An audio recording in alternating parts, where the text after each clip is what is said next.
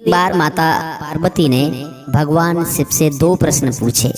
पहला प्रश्न था कौन सा काम स्त्री पति से पहले करना चाहती है, और दूसरा प्रश्न था वह कौन सी चीज है जो स्त्री अपने पति को मरते दम तक नहीं देती।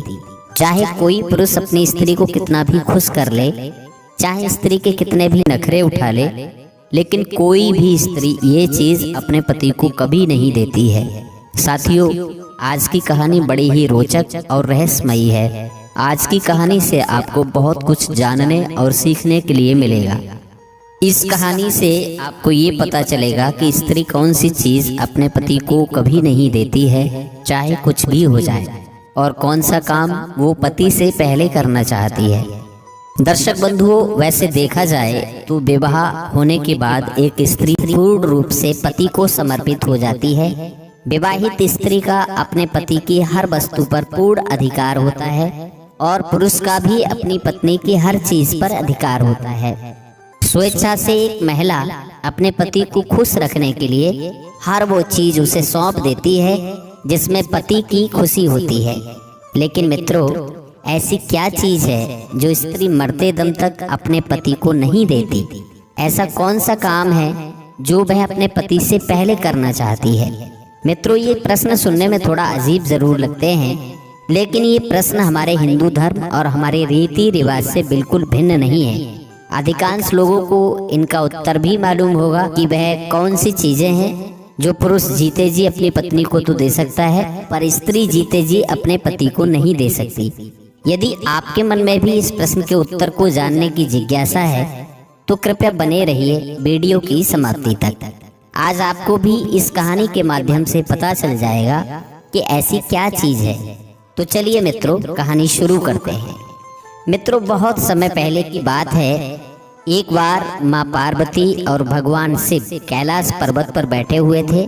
आप जानते हैं कि माता पार्वती भगवान शिव से जिज्ञासा बस कुछ न कुछ पूछती ही रहती हैं, और भगवान भोलेनाथ माता पार्वती की जिज्ञासा शांत करने के लिए उन्हें कथाएं सुनाते रहते हैं। तो एक बार कैलाश पर्वत पर उनके बीच में वार्तालाप हो रहा था।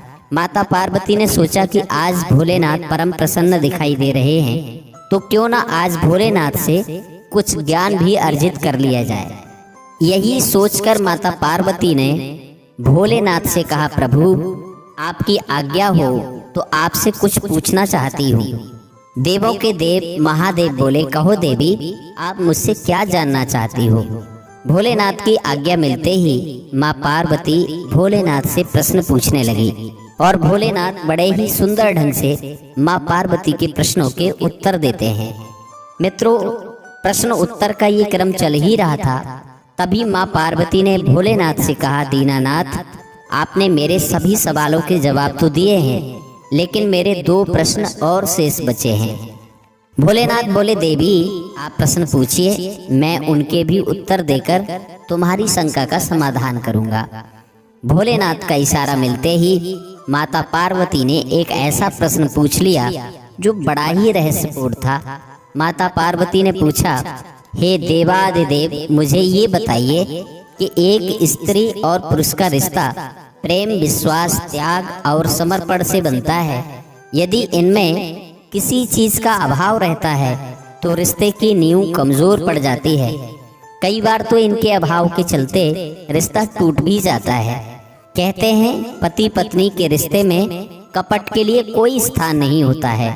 अगर किसी स्त्री पुरुष के बीच में लेस मात्र भी कपट आ जाता है तो रिश्ता टूटने की कगार पर पहुंच जाता है। और जहां प्रेम होता है, विश्वास होता है, वही गृहस्थ जीवन खुशहाल होता है। और जहां झूठ और कपट का लेस मात्र भी अंश होता है, वहां गृहस्थ जीवन कलह और क्लेशों से भर जाता है।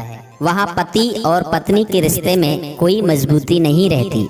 इसलिए मैं ये दो प्रश्न आपसे जानना चाहती हूँ, वो कौन सी चीज है जो स्त्री अपने पति को मरते दम तक नहीं देती, और वह कौन सा काम है जिसे प्रत्येक स्त्री अपने पति से पहले करना चाहती है, जबकि हर काम में स्त्री अपने पति को ही आगे रखती है।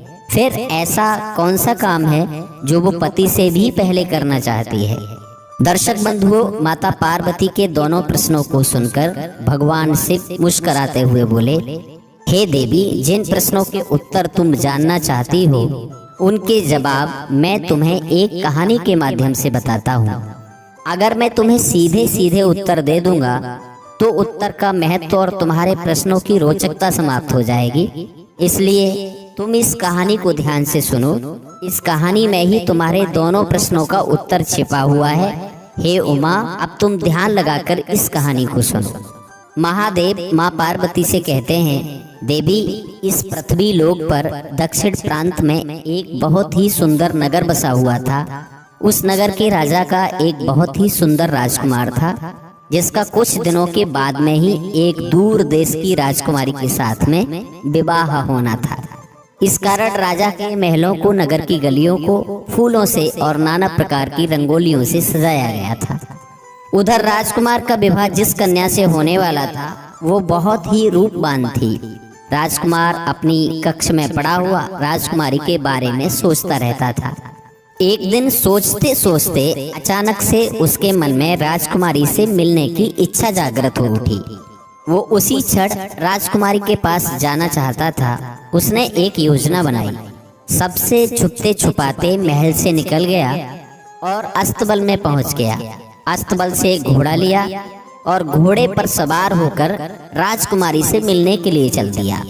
चलते चलते जब वो एक जंगल के रास्ते से गुजरा तो वहां उसे बहुत जोर की प्यास लगने लगी।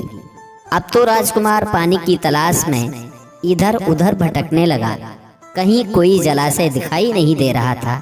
यदि कहीं कोई नदी या तालाब मिल भी जाता तो उसमें पानी नजर नहीं आता। इस प्रकार प्यास से व्याकुल होकर राजकुमार एक झोपड़ी के पास में पहुंचा। वहीं पास में ही एक कुआं दिखाई पड़ा। कुआं को देखकर उसे कुछ उम्मीद जागी, शायद इस कुएं में पानी हो। राजकुमार ने कुएं में झांककर देखा तो सचमुच कुएं में पानी भरा हुआ था। पानी को देखकर उसकी प्यास और तेज हो उठी। अब तो उसने बिना देर किए कुएं से जल निकाला और पानी पीने लगा। जब उसने पेट भर के जल पी लिया, तभी क्या देखता है कि उस झोपड़ी से एक बुढ़िया निकलकर बाहर आती है। वो बुढ़िया उस राजकुमार को कहने लगी, अरे मुसाफिर, कहीं तुमने इस कुएं का जल तो नहीं पी लिया? यदि तुमने इस कुएं का जल पिया है तब तो तुमने बहुत बड़ी भूल कर दी है। ये कुआं एक ऋषि के द्वारा श्रापित है। इस कुएं का जल पीने वाला मनुष्य नरभक्षी बन जाता है। आज से तुम भी हर रोज रात होते ही नरभक्षी बन जाओगे। उस समय तुम्हारे पास जो मनुष्य आएगा तुम उसका भक्षण कर लोगे। उस समय तुम ये नहीं सोचोगे कि ये मेरी माता है, ये मेरे पिता है, ये मेरी पत्नी है, ये मेरे भाई हैं या ये मेरी बहन है। उस समय तुम्हारे निकट दिखाई देने वाला मनुष्य या पशु सिर्फ तुम्हारा भोजन होगा। दर्शक बंधुओं, उस बुढ़िया के मुख से श्राप की बात सुनकर राजकुमार बड़ा दुखी होने लगा। कहने लगा कि माता श्री, तब तो मैंने इस कुएं का जल पीकर घोर अनर्थ कर डाला है। ऐसे तो मैं न जाने कितने मनुष्यों को हर रोज अपना आहार बनाऊंगा, जिसमें मेरे अपने भी शामिल हो सकते हैं। मित्रों, राजकुमार विनती करके बोला, हे माई, क्या इस श्राप से मुक्त होने का कोई उपाय नहीं है? यदि नहीं है तो मैं अपने आप को ही खत्म कर लूंगा, जिससे मैं किसी दूसरे को मारकर अपना भोजन न बना पाऊं। राजकुमार के ये वचन सुनकर वो बूढ़ी माता कहती है, पुत्र, इस श्राप से मुक्त तो हो सकते हो, लेकिन इस उपाय को करने में कठिनाई बहुत है। राजकुमार बोला, हे माँ, यदि आपको इस श्राप से मुक्ति का उपाय पता है तो कृपया मुझे बता दीजिए। चाहे कितना भी कठिन हो, मैं उसे जरूर करूँगा। मेरे मार्ग चाहे कितनी भी अड़चन आए, लेकिन मैं पीछे नहीं हटूंगा। कृपा करके आप मुझे वो उपाय बताइए। तब बुढ़िया कहने लगी, बेटा, यहाँ से कुछ मील की दूरी पर एक ऊंचा सा पहाड़ है। उस पहाड़ पर सीधी चढ़ाई है। उस पहाड़ की चोटी पर हरे भरे पेड़ पौधों से भरा हुआ एक जंगल है। उसी जंगल के बीचों बीच में एक कायाकल्प नाम की बूटी है। वह बूटी अपना रंग रूप बदलती रहती है। यदि तुम किसी तरह से उस बूटी तक पहुंच जाओ और उस बूटी के रस का सेवन कर लो तो इस कुएं के जल का प्रभाव समाप्त हो जाएगा और तुम इस भयंकर श्राप से मुक्त हो सकते हो। लेकिन पुत्र, जाने से पहले मेरी एक बात को ध्यान से सुन लो। सूर्यास्त होने से पहले तुम किसी एकांत स्थान पर जाकर छुप जाना। यदि आप कहीं मनुष्यों की बस्ती में ठहर गए तो ना जाने कितने निर्दोष मनुष्य तुम्हारा आहार बन जाएंगे। तब दोस्तों, राजकुमार ने कहा, ठीक है, मैं इस बात को भली भांति याद रखूंगा। इतना कहकर राजकुमार उस बूढ़ी माँ से विदा लेकर उस कायाकल्प औषधि को ढूंढने के लिए चल देता है। इधर तो भगवान शिव माँ पार्वती को यह कहानी सुना रहे थे। इतनी कहानी सुनने के बाद माँ पार्वती भोलेनाथ से कहती हैं कि प्रभु, कुछ समझ में नहीं आ रहा है कि आप मेरे प्रश्न का उत्तर किस प्रकार देना चाहते हैं। भगवान शिव बोले, देवी धैर्य रखें, आपको आपके प्रश्नों के जवाब इसी कहानी से मिलने वाले हैं। आप बस इस कहानी को ध्यान से सुनते जाइए। भोलेनाथ आगे कहानी बढ़ाते हुए कहने लगे, देवी, राजकुमार बूढ़ी माता से विदा लेकर अपनी मंजिल की तलाश में आगे बढ़ गया। राजकुमार बड़ा चिंतित होता हुआ उस पर्वत की ओर बढ़ता जा रहा था जहां वह कायाकल्प वाली औषधि थी। औषधि वाला पर्वत वहां से काफी दूर था। चलते चलते राजकुमार को दोपहर से शाम हो गई। इधर सूर्यास्त भी होने को था। राजकुमार को याद आया कि मैं शाम होते ही नरभक्षी बन जाऊंगा। राजकुमार ने सोचा कि अब आगे का रास्ता मैं सुबह सूर्य निकलने के बाद तय करूंगा। पहले मैं किसी निर्जन स्थान पर जाकर रात गुजार लेता हूँ। यदि मैं नरभक्षी बन गया तो मेरे द्वारा निर्दोष लोगों की जान चली जाएगी। मित्रों, राजकुमार अब राजकुमारी से मिलने का विचार तो त्याग ही चुका था, क्योंकि वो जानता था कि इस दशा में राजकुमारी से मिलना भी उसके लिए हितकर नहीं है। वो राजकुमार गांव और नगरों को बचाता हुआ जंगल की ओर चला गया, जहां किसी मनुष्य के आने जाने का मार्ग नहीं था। उसने अपने आप को एक पर्वत की गुफा में बंद कर लिया। इधर काफी रात हो चली थी। वो राजकुमार नरभक्षी के रूप में परिवर्तित होने ही वाला था। इधर बंधुओं, राजकुमार ने जिस गुफा में अपने आप को छुपाया था, उसी गुफा में एक बड़ा ही खूंखार भेड़िया रहता था। वो भेड़िया आए दिन लोगों की जान लेता रहता था। चारों तरफ लोगों के मन में उस भेड़िए को देखकर दहशत बनी हुई थी। इधर क्या हुआ, जब वो राजकुमार गुफा के अंदर पहुंचा तो उसे खूंखार भेड़िया गुफा के अंदर बैठा मिला। उस भेड़िए ने राजकुमार को देखा तो मन में बड़ा खुश हुआ कि आज तो घर बैठे ही भोजन चलकर आ गया। भेड़िया गुर्राता हुआ उस राजकुमार की ओर झपटता है। वो उसे खाने ही वाला था कि इतने में राजकुमार पर उस श्राप का असर होने लगा। पल भर में ही राजकुमार मनुष्य से नरभक्षी पिशाच के रूप में बदल गया।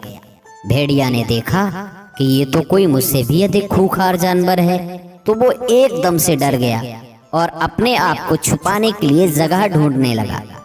नरभक्षी राजकुमार भी भेड़िया को देखकर उसके ऊपर टूट पड़ा और थोड़ी ही देर में वो भेड़िए को मारकर खा जाता है। दर्शक बंधुओं, इस प्रकार राजकुमार ने नरभक्षी के रूप में रात उस गुफा में बिताई और सुबह होते ही वो अपने रूप में आ गया। सुबह हुई तो राजकुमार गुफा से निकलकर आगे की राह तय करने लगा। तभी कुछ गांव के लोगों ने देखा कि ये नवयुवक तो उस दिशा से आ रहा है जिधर वो आदमखोर भेड़िया रहता है। लोगों को उसे जीवित देखकर बड़ा आश्चर्य हुआ। सब लोग पूछने लगे, अरे भैया, तुम कौन हो और इधर कहां से आ रहे हो? इधर तो एक बड़ा ही खूंखार भेड़िया रहता है जो लोगों को मारकर खा जाता है, तुम भला जीवित कैसे बचे? तब राजकुमार ने बताया, अरे भाई, मुझे किस बात का भय लगता? जिस भेड़िए की आप बात कर रहे हो वो तो उस गुफा के द्वार पर मरा पड़ा है, मैंने उसे मार डाला है। राजकुमार की बात सुनकर गांव वालों को बड़ा आश्चर्य हुआ। वे सब इस बात की पड़ताल करने के लिए गुफा के पास गए तो देखा सचमुच वो भेड़िया मरा पड़ा था। ये देखकर लोगों के मन में भेड़िया को लेकर जो दहशत थी वो खत्म हो गई और पूरे राज्य में इस बात की खबर फैल गई कि एक सामान्य पुरुष ने उस भेड़िए को मार डाला है। जब ये बात वहाँ के राजा को पता चली तो वो राजा उस राजकुमार को मिलने के लिए अपने महल में बुलाता है और कहता है, हे युवक, तुमने उस भेड़िया को मारकर हमारी प्रजा को निर्भय कर दिया है। मैं तुम्हारी वीरता और साहस का कायल हो गया हूँ। तुमने मुझे बहुत बड़ी प्रसन्नता दी है। इस खुशी में मैं तुम्हें एक उड़न खटोला भेंट करता हूँ। ये उड़न खटोला तुम्हें पल भर में यहाँ से वहाँ पहुँचा सकता है। दर्शक बंधुओं, राजा से उड़न खटोला पाकर राजकुमार भी बड़ा खुश होता है। सोचने लगा, ये तो बड़ा अच्छा हुआ। अब मैं इसी उड़न खटोले पर बैठकर उस पर्वत पर आसानी से पहुंच जाऊंगा जिस पर कायाकल्प नाम की बूटी है। मित्रों, राजकुमार ने वैसा ही किया। वो उस जादुई उड़न खटोले पर सवार हुआ और उस पर्वत पर जा पहुंचा जहां पर कायाकल्प की बूटी थी। उसने देखा कि वहां कायाकल्प नाम की अनेक बूटियां चमक रही थी जो बार बार अपना रूप बदल रही थी। बूढ़ी माँ ने उसे पहले ही बता दिया था कि जो बूटी अपना रंग रूप बदलती दिखाई दे उसी का रस निकालकर पीना है। राजकुमार ने बिना समय गंवाए कायाकल्प नामक बूटी का रस निकालकर पी लिया। क्योंकि इधर शाम होने वाली थी, राजकुमार अब निरोग हो चुका था। राजकुमार ने क्या किया, वो उस उड़न खटोले पर बैठकर अपनी राजकुमारी के नगर को चला आया। वहां पहुंचकर वो राजकुमारी से मिलता है। राजकुमारी भी राजकुमार के मिलने से बड़ी प्रसन्न होती है। इधर राजकुमार ने अपने नगर में खबर भिजवा दी कि मैं अपनी ससुराल पहुंच चुका हूं, आप सभी नगरवासी बारात लेकर आइए। इधर राजकुमार की बारात आती है और अगले दिन उसका राजकुमारी के साथ बड़ी धूमधाम के साथ विवाह हो जाता है और वे अपने नगर को लौट आते हैं। भगवान शिव माता पार्वती से कहते हैं कि दोनों बड़े आनंद के साथ रहने लगे। कुछ दिनों बाद राजकुमार के घर में एक पुत्र का जन्म होता है। पुत्र की खुशी में राज परिवार में जश्न मनाया जाता है, प्रजा में मिठाइयाँ बांटी जाती हैं। अब माता पार्वती ने भगवान शिव से पूछा, प्रभु, आपकी लीला मेरी समझ में नहीं आई।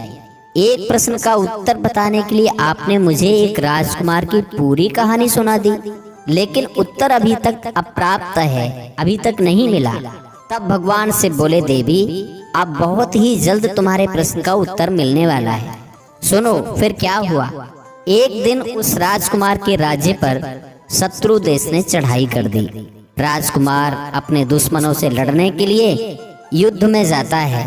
उड़न खटोले की सहायता से उसने दुश्मन सेना के छक्के छुड़ा दिए। दुश्मन सेना को तो खदेड़ दिया, पर युद्ध में तीर लग जाने से उसकी भी जान चली गई।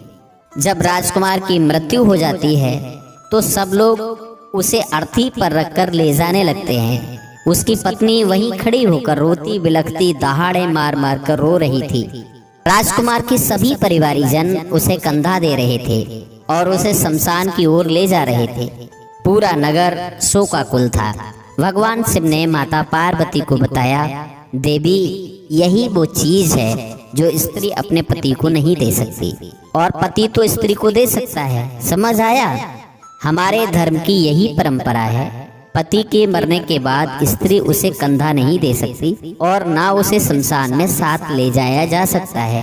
तुम्हारा दूसरा प्रश्न था कि स्त्री कौन सा काम पति से पहले करना चाहती है, तो इसका उत्तर है कि सुहागन स्त्री ये कामना करती है कि उसकी मृत्यु उसके पति से पहले हो जाए, जिससे उसका पति उसे कंधा दे सके, उसे मुखाग्नि दे सके और उसका तरण हो सके। और वैसे भी पति के मरने के बाद स्त्री का जीवन शून्य हो जाता है। पति के बिना उसका जीवन नहीं रहता। कहते हैं पति के बिना स्त्री की